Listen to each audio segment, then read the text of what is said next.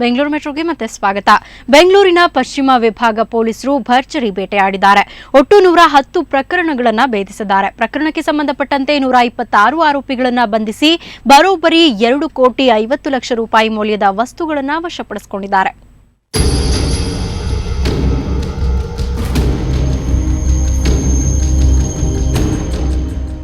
ಒಂದ್ ಕಡೆ ಸಾಲಾಗಿ ನಿಂತಿರುವ ವಾಹನಗಳು, ಮತ್ತೊಂದು ಕಡೆ ಚಿನ್ನಾಭರಣಗಳು.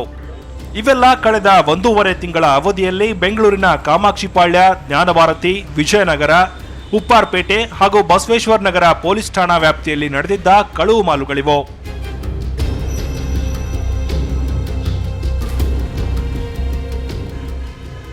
ಪ್ರಕರಣಗಳಿಗೆ ಸಂಬಂಧಿಸಿದಂತೆ ಬೆಂಗಳೂರು ಪಶ್ಚಿಮ ವಿಭಾಗದ ಪೊಲೀಸರು ಒಟ್ಟು 110 ಪ್ರಕರಣಗಳನ್ನು ಭೇದಿಸಿ 126 ಆರೋಪಿಗಳನ್ನು ಬಂಧಿಸಿದ್ದಾರೆ.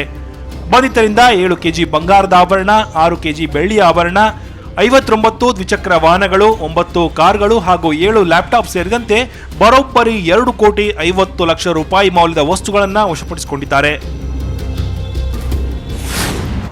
ಪಶ್ಚಿಮ ವಿಭಾಗದ ಪೊಲೀಸರು ಸುಮಾರು 2.5 ಕೋಟಿ ರೂಪಾಯಿ ಬೆಲೆ ಬಾಳುವ ಮಾಲುಗಳು ವಶಪಡಿಸಿಕೊಂಡಿದ್ದಾರೆ.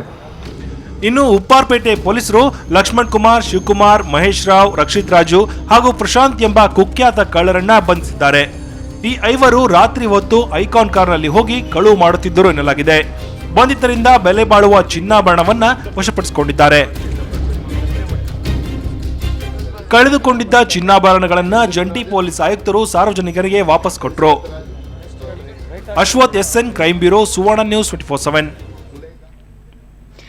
ಮೆಟ್ರೋ ಸಂಚಾರಕ್ಕೆ ಗಂಟೆಗಳ ಲೆಕ್ಕದಲ್ಲಿ ಚಟಪಟಿಕೆ ಆರಂಭವಾಗಿದೆ. ಮೆಟ್ರೋ ಟ್ರೈನ್ನಲ್ಲಿ ಹೋಗೋಕೆ ಜನರು ಸಹ ಕಾಯ್ತಿದ್ದಾರೆ.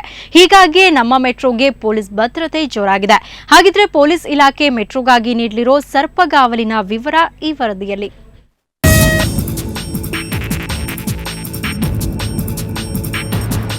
ಮೆಟ್ರೋ ರೈಲು ಸಾರ್ವಜನಿಕ ಸಂಚಾರಕ್ಕೆ ತೆರೆದುಕೊಳ್ಳಲು 1 ದಿನ ಮಾತ್ರ ಬಾಕಿ ಇದೆ.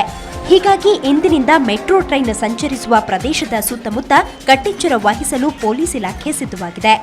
ಅದರಲ್ಲೂ ಅಕ್ಟೋಬರ್ 20ರಂದು ಬೈಯಪ್ಪನಹಳ್ಳಿಯಿಂದ MG ರಸ್ತೆಯವರೆಗೆ ಬಿಗಿ ಭದ್ರತೆ ಕೈಗೊಳ್ಳಲಾಗುವುದು ಅಂತಾರೆ ಹೆಚ್ಚುವರಿ ಪೊಲೀಸ್ ಆಯುಕ್ತರು.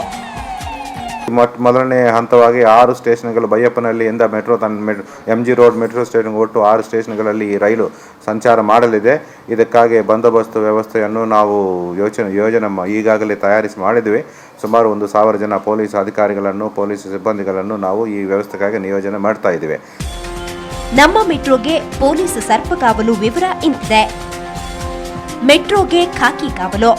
ಅಕ್ಟೋಬರ್ 20ರಂದು ಬೆಂಗಳೂರಿನಲ್ಲಿ ಮೆಟ್ರೋ ಸಂಚಾರಕ್ಕೆ ಪೂರಕವಾಗಿ ಭದ್ರತೆ ನೀಡಲು ಸುಮಾರು 1,000 ಪೊಲೀಸರು ಹಾಗೂ 12 KSRP ತುಕಡಿ ನಿಯೋಜಿಸಲಾಗಿದೆ. ಸ್ಟೇಷನ್ಗಳ ಸುತ್ತ ಶ್ವಾನದಳ, ಬಾಂಬ್ ನಿಷ್ಕ್ರಿಯ ದಳ ಇರುತ್ತೆ. ಅಷ್ಟೇ ಅಲ್ಲ, ಟ್ರಾಫಿಕ್ ಕಿರಿಕಿರಿ ತಪ್ಪಿಸಲೆಂದು ಸಂಚಾರಿ ಪೊಲೀಸರ ನಿಯೋಜನೆ ಮಾಡಲಾಗಿದೆ. ಒಟ್ನಲ್ಲಿ ಮೆಟ್ರೋ ಉದ್ಘಾಟನೆಗೆ ಯಾವ ವಿಘ್ನವಾಗದಿರಲಿ ಅಂತ ಸರ್ವ ರೀತಿಯಲ್ಲೂ ಪೊಲೀಸ್ ಇಲಾಖೆ ಭದ್ರತೆ ನೀಡಲು ಸನ್ನದ್ಧವಾಗಿದೆ. ಇನ್ನು ಮೆಟ್ರೋ ಓಡೋದೊಂದೇ ಬಾಕಿ. ನಂದಿನಿ ಜೆ, ಸುವರ್ಣ ನ್ಯೂಸ್ 24/7 ಬೆಂಗಳೂರು. ಮೆಟ್ರೋ ಟ್ರೈನ್ ಬರುತ್ತೆ ಅನ್ನೋ ಸುದ್ದಿ ಈಗ ಎಲ್ಲೆಡೆ ಬಿಸಿ ಬಿಸಿ ಚರ್ಚೆಗೆ ಗ್ರಾಸವಾಗಿದೆ. ಹೀಗಾಗಿ ಮೆಟ್ರೋ ಬಂತು ಮೆಟ್ರೋ ಸೀರೀಸ್ನಲ್ಲಿ ಇವತ್ತು ಬೆಳಗಿನಿಂದ ನಿಮಗೆ ಒಂದು ಪ್ರಶ್ನೆಯನ್ನ ಕೇಳ್ತಾ ಇದ್ವಿ. ಅದೇನಂದ್ರೆ, ಮೆಟ್ರೋ ರೈಲು ಅಕ್ಟೋಬರ್ 20ಕ್ಕೆ ಉದ್ಘಾಟನೆ ಆಗುತ್ತೆ, ಆದ್ರೆ ಅವತ್ತೇ ಪಬ್ಲಿಕ್ಗೆ ಸಂಚರಿಸುವ ಭಾಗ್ಯ ಇದೆಯಾ ಅಂತ.